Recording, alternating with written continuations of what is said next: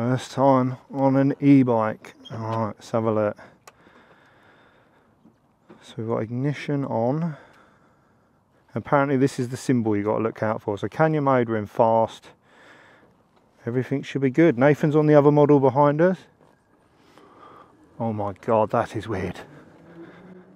That is very strange. So as we mentioned, e-bikes, this is my first ever time on one. You're either a lover or a hater. I don't know whether there's middle ground. Are there many people converting? Let me know in the comments. I mean, we've got Showa suspension, speed bump. I'm wary of how much torque we've got.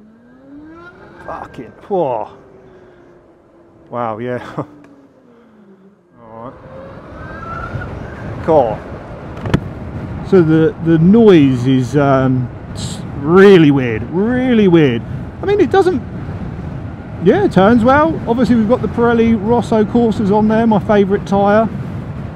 Riding now, it just sounds like we've got a bike with a stock exhaust, because you just can't really hear anything. I'm just hearing wind noise in the helmet. But this little bit of a black tape might get annoying in a minute if it flies onto the speedo. But yeah, I mean, the handling, the suspensions, fine for the road, maybe a little bit on the firm side. Brakes feel good. Traditional brake setup.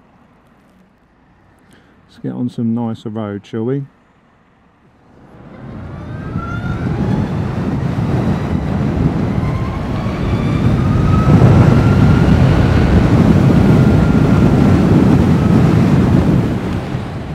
That's a bit weird, not clicking anything. I've done a little bit of time on a DCT bike as well, so not completely alien, not changing gear, but the complete lack of noise around you, that's a bit weird. Oh. We've got rear brake on the foot, which is fine. Petrol, brother. That is very strange. Very strange. Like the torque, I mean, if you were filtering around town and stuff, God, you think this bike makes the same sort, well, it makes more torque than my R1M, and you can ride it on a restrict, like, not even a full pelt license. That is crazy. So as we mentioned, some impressive figures for a bike that essentially is an A1 compliant bike. I mean, this new license stuff's very different to me. It changed from when I did my bike test, but essentially this bike in its current form is making something like 90 foot-pounds of torque. My R1 doesn't even make that, and that's a 1000cc super sport, so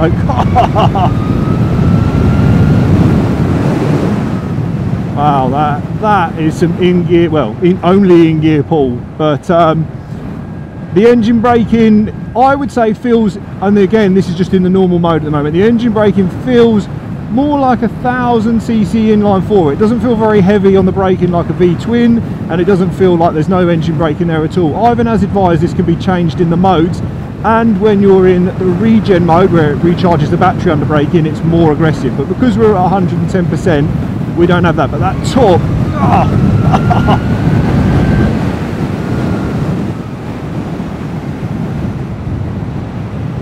I mean, it rides lovely. It feels really chuckable.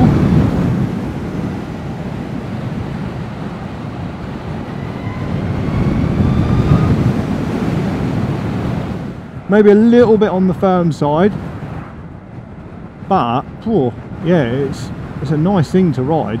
Doesn't feel crashy, and if you were commuting, wow, like, for getting through traffic with that power.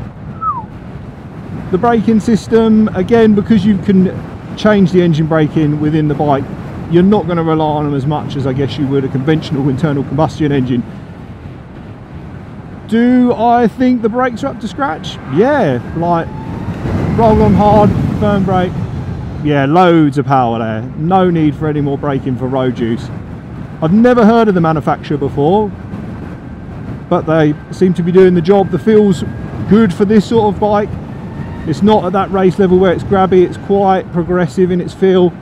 Not as sharp as like the leading competition of Brembo's or even like the Hell performance calipers that I run. But for this sort of bike, they don't feel like they're lacking at all. To be honest with you, riding it now, there's not one thing that I think, that's a real standout for me that I don't like about it. It's, yeah, that torque is unbelievable. It literally makes your organs feel like they're moving, and Nathan's on the DSR back behind us, and that's supposed to be even more powerful. So yeah, the prices aren't cheap for these, but is anything now, like, you're paying for state-of-the-art technology that is going to be the future of what we ride. So yeah, I think things are just going to get dearer and dearer, but what I'd like to hope is as time goes on and technology gets there, these things will be affordable for most people. But yeah, certainly an interesting experience. And if you like torque, like especially the way you have a V-twin where you can roll on and you really feel it move your guts, you get that with this. It does do that. It does handle well, I must be honest. That's one thing I was worried about, is will it handle badly because of the weight, the dynamics of the engine motor. But no, it feels great, like being out in it. The more I'm riding it, the more I'm enjoying it. So as I mentioned, you've got the lovely clear dash here. I'm going to be honest and say it works absolutely wonderfully. I've even had it where it's in direct sunlight and had no issues with it, because what you can find with these sort of displays, especially when you haven't got like a fly screen or like a cowling over it, the sun hits it and it becomes hard to read. But absolutely no issues with that at all. It looks like we've also got a temperature gauge there. I'll have to ask Ivan about that, because I assume it's engine temperature, but it's running cool. It just feels so alien to me. I'm just not used to being on this sort of bike with no noise, no gear pegs to change with. You haven't got a left brake on the handlebars, which some electric bikes do have. You have got it down on the traditional foot side, but it is just, yeah, very easy to get on and ride. And I think, again, if it was your first bike, you'd be blown away by how quick it is.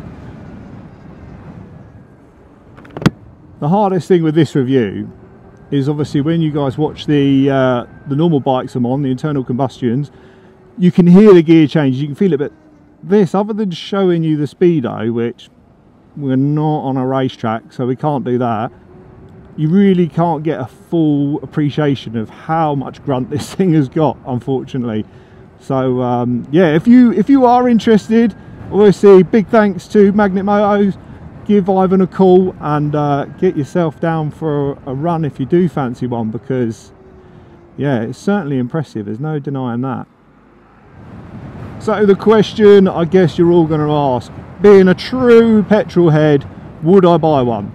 Honestly, it's not the bike for me. Not because it's a bad bike, I've actually really enjoyed it, and a big thanks to Ivan and Magnet Motors for letting me take it out.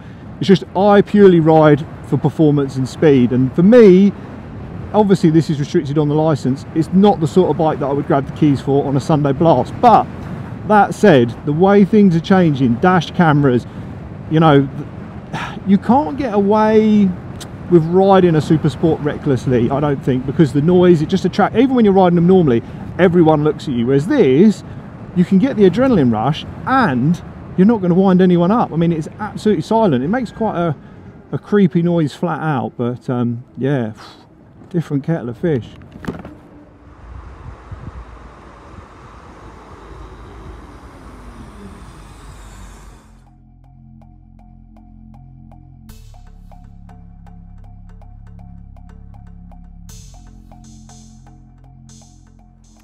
Good afternoon YouTube, and welcome back to the channel. And today, something a little bit different we're going to explore, which is an electric motorcycle. So we're down here with Ivan at Magnet Motos.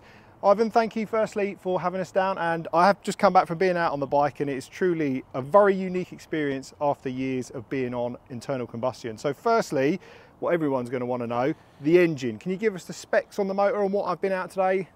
Yeah, this is probably what I would call a hyper 11 kilowatt motorcycle, because there is nothing with a petrol engine in the 11 kilowatt stroke 125 class that can get anywhere near this. In fact, if you do a drag race and you put the fastest 125 in the world next to this and make the two go to 60, by the time the petrol bike gets to 60, this is 250 yards ahead. So it's not in the same universe. The motor, although it is 11 kilowatts continuous power, peak power is 45 kilowatts, so 60 horsepower.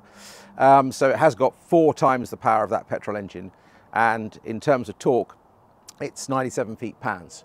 So it's got more torque than pretty much every bike under maybe 1.5 litres or so. Well, this is what I said in the review when we're out on the bike, is my R1, I'll overlay the figure, but I think the peak torque on that was something around 80 foot-pounds, and that is at 10,000 RPM. This is instant, and this is 97 feet-pounds at 100 RPM. And I don't all think, the way up to top speed. And the video, as I said when I was on camera riding it, doesn't do it justice, because you haven't got an engine noise or a rev counter to compare that acceleration. You can actually turn a rev counter on the bike, but it's kind of meaningless because there's no gear change. So it's a bit like telling you the news. There's nothing you can do about it. It just happens to be the rev that it's at that time. But peak rev's about probably around 7,000 RPM. Okay, and like I say, I didn't notice that on the ride. Like I say, it's just one continuous lump of power wherever you are. And while on the subject of talking about the spec of the bike, the brakes is something that out on the road I thought were fantastic, but I've never heard of the manufacturer. Do you know anything behind the brakes? J1 are actually owned by Brembo, and J1 components, things like brake lines, are seen on many other brands. KTMs, if you see a KTM caliper, it's a J1. So bikes like the 790, basically it's an identical caliper to the one fitted here. Gotcha. And so they're Spanish. They're a Spanish manufacturer. They're based in Barcelona, but they were bought by Brembo a little while ago. Perfect. And again, it was absolutely fine on the road. And something that I'll discuss in the video when we're on board is the characteristics of the engine braking on the bike. It's very unique, and that can be changed as well within the modes. Is that right? Correct. Yeah. You can vary the engine braking. There are 5 preset modes, but you can create your own mode, and you can then have as much or as little. You can do it from 0 to 100% engine braking, and 100% is pretty noticeable. You don't really have to use the brakes in normal riding. If you're approaching roundabouts and you're doing 70 miles an hour, you just throttle off at the right point, and then you're back on the power, hit the apex back on the power. So you can ride pretty much without touching the brake unless you either want to stop or something unforeseen happens. But in riding these bikes mostly, I virtually don't touch the brakes. If I'm coming up to a junction, I normally put the brake on about 10 feet from the stop line. I don't need to use the brake before, unless something happens that was unforeseen. Of course, and like I say, there was plenty of power in those brakes, and as you mentioned, if not, you can rely on the engine. And while on the subject of the handling side of things, suspension, we've got Showa suspension on the bike, so it's certainly not a budget kit on the bike. No, it's not a budget bike, because this is, you know, and I call it Hyper A1 bike. It's £15,300. So it's for people who are not constrained by budget, and obviously the insurance. Although the bike can get under the radar in terms of it having much more power than a petrol bike in the same class, it doesn't fool the insurance companies. So if you're 21 years old and you've got an A1 license and you say, I want to insure one of these, they may turn around and just say, we don't want to do it.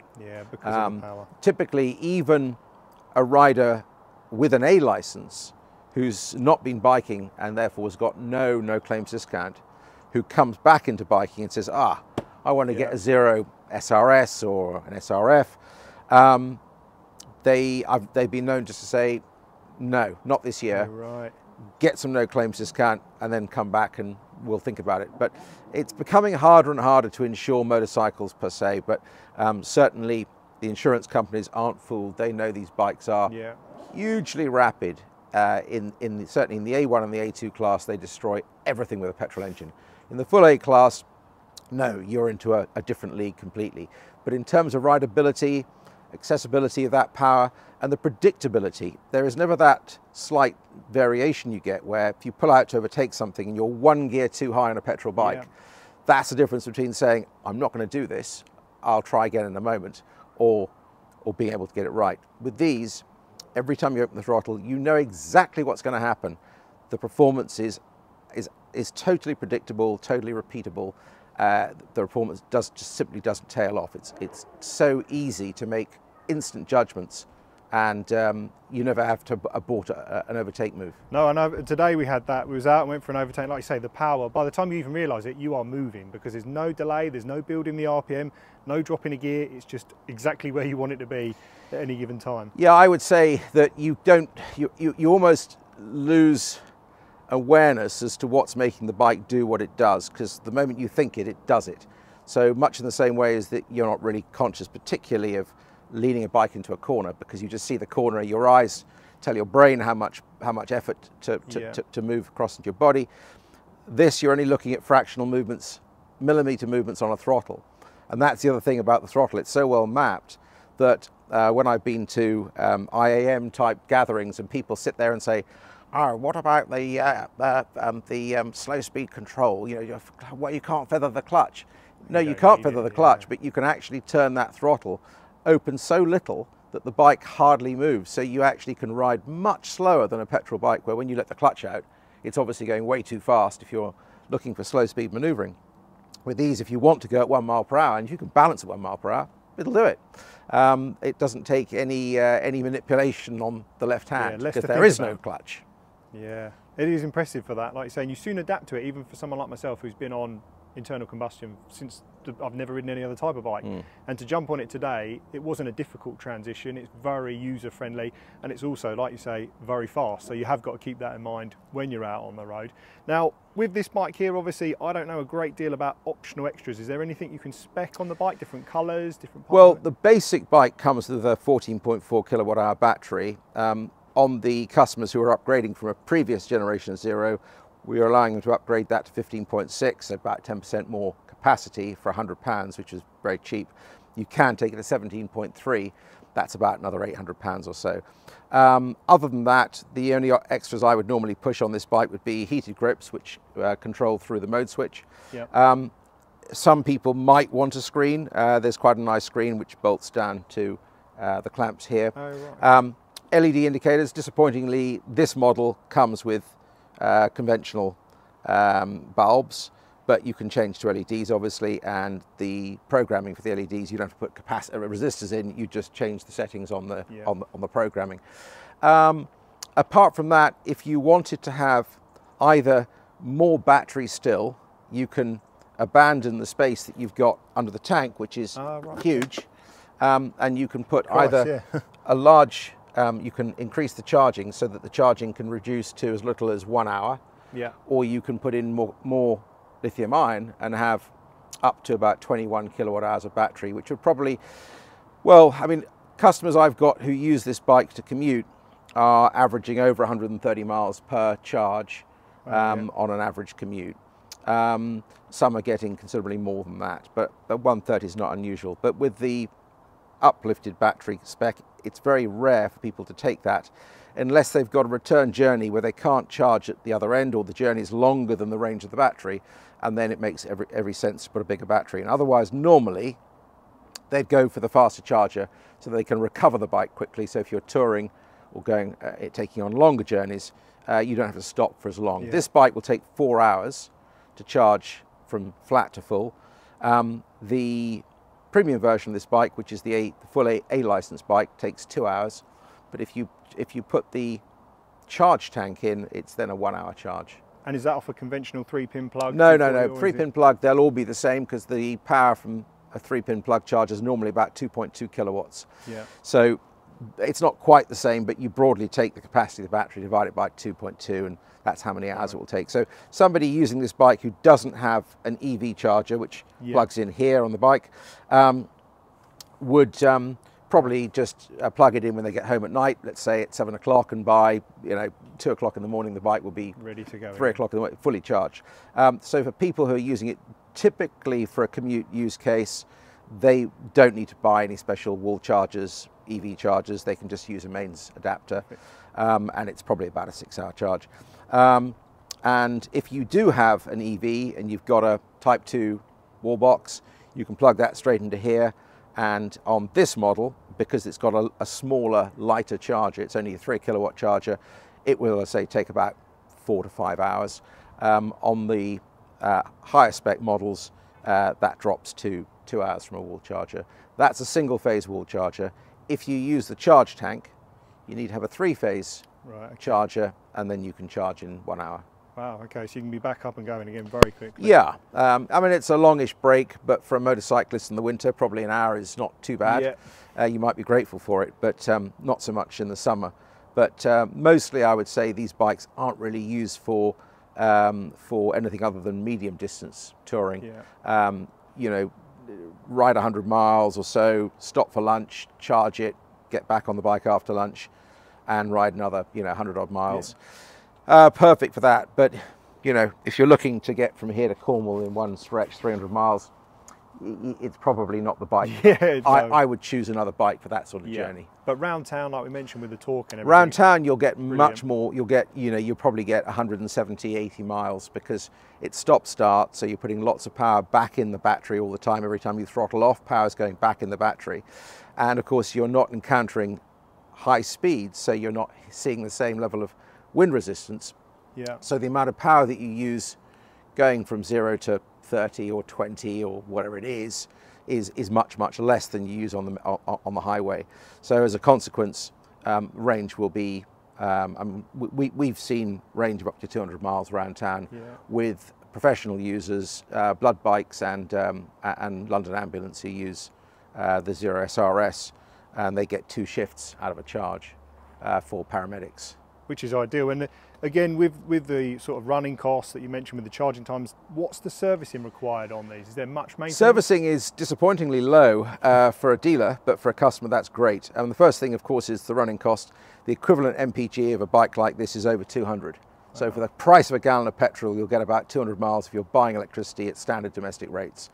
If you're buying electricity off peak, it drops to about a penny a mile. Put that in perspective, a petrol bike doing 50 mpg is using something like 15 pence a mile. Wow, so huge So saving, even if you're charging at peak rate, this is a quarter of the price of a bike doing sort of 50 plus miles to the gallon. In terms of charging, there are no fluids except brake fluid. So that on this bike, because it's got Bosch MSC, they say change every year. We test it, and sometimes if it doesn't need it, we don't bother changing it for 2 years. Yeah. Other than that, firmware updates. There's 5 microprocessors in this bike which can be updated, and we update all the time. Belt adjustment and alignment, which is something we do for free, mainly because we don't like belts breaking, and belts tend to break if they're not looked after. So if people want to pop in and say, can you look at my belt, we'll always adjust it. If it does break, it's not good, because it's like a puncture, only a bit worse, because there's no fix for it unless you've got a spare belt. Yeah. And some people do carry a spare belt just in case, and you can do a roadside swap in minutes if you know what you're doing, without any elaborate tools. So yes, but otherwise maintenance, I mean, if I throw a figure like £100 a year into the air, that's probably about the size of it.